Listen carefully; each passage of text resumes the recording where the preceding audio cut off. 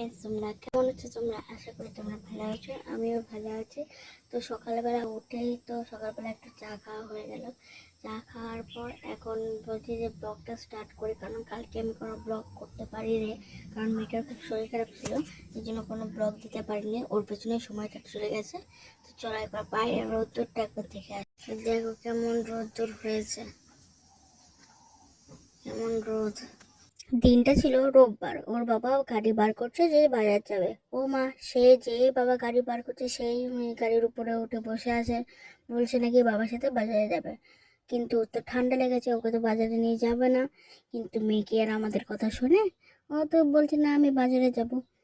তখন ওর বাবা বলছে না, একটু আদর করে বলছে না, বাজারে যেতে হয় না, তোমার তো ঠান্ডা লেগেছে, তাহলে তুমি এখানে বসো, আমি পরে তোমাকে নিয়ে যাব, তোমার সর্দিটা একটু কমুক তারপর তোমাকে নিয়ে যাব। তখন মেয়েটা বলছে যে না আমি বাজারে যাব। তখন তাকে ভোলানোর জন্য এখানে দাঁড়িয়ে আছে, যতক্ষণ না বলি ততক্ষণ তো আর যাওয়া যাবে না। আর মেয়ে ওইদিকে দেখো, এদিকে গাড়ি স্টার্ট দিচ্ছে, ওইদিকে হর্ন বাজাচ্ছে, কি অবস্থা। ও সবই জানে যে কোথায় কি করতে হয় না করতে হয়। দেখো হর্নটা বাজাচ্ছে, দেখেছো? ধরার কায়দাটা একবার দেখেছো? মানে আমরা মানে ওইরকম ধরতে পারি না, ও যা ধরতে পারে। তখন বলছি না চলে আয়, এখানে চলে আয়, খেয়ে নিবি। তো ও বায়না করেছিল যে লুচি খাবো, লুচি করে দিলাম। আর এখানে করেছিলাম আলুর দম। তো দেখো কালারটা কি সুন্দর হয়েছে না? আর বাজার থেকে নিয়ে চলে এসে এসে দেখে সেই মাংস নিয়ে এসে, আর মাংসটাকে কেটেও নিয়ে আসেনি। তো আমি এখানে বসে পড়েছি মাংস কাটতে, পিস পিস করে বসে পড়েছি কাটতে। তখন ওর বাবা এসে দেখিয়ে দিচ্ছে যে কীভাবে কাটবে।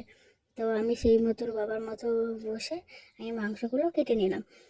কেটে নেওয়ার পর আস্তে আস্তে পেঁয়াজ এগুলো সব কাটতে হবে। তো ফার্স্টে ভালো করে আমি কেটে নিলাম, আর ও এখান থেকে ডিরেকশন দিচ্ছে আমাকে যে কীভাবে কাটবে না কাটবে। তারপর ওই মানে রক্ত জমার যে ইয়েগুলো আছে সেগুলো ফেলে নিতে হবে, কারণ ওইগুলো যে না ফেলে তো খেলে ওগুলো পেটে বলছে খুব লাগে লাগে।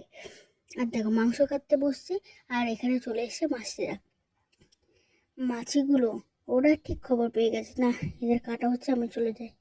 তো এখন এক পিস মাছ করে দিলাম মায়ের জন্য, কারণ মা তো আর মাংস খায় না, এই জন্য মাছের একটু কাই মতো করে দিলাম।